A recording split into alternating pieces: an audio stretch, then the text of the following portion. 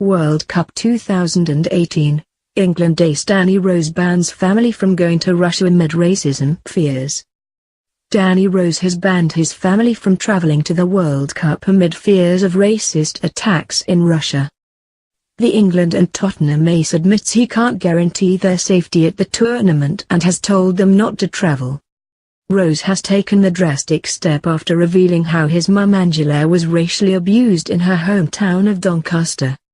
The defender, who was himself once racially abused in Serbia during an England U21 game, even admits he could walk off the pitch if it happens to him during the World Cup this summer.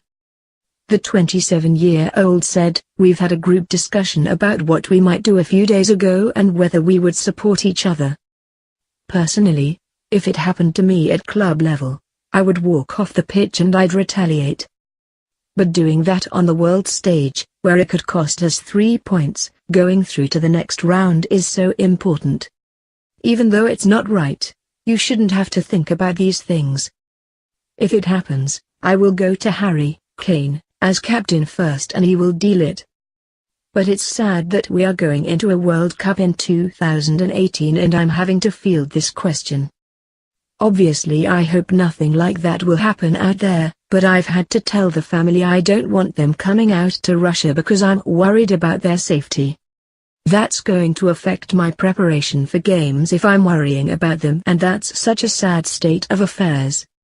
Rose admits the decision to block his dad Nigel from making the trip was particularly hard because he has followed him throughout his whole career. He added, "From the age of 11, when I had training 3 or 4 times a week, my dad would make sure I was there. And he's come to Wembley to watch me play for Spurs this season, even though he doesn't get home until 3 a.m. and he's up at 7 a.m. to go to work in Doncaster, where he works with children from troubled or deprived upbringings.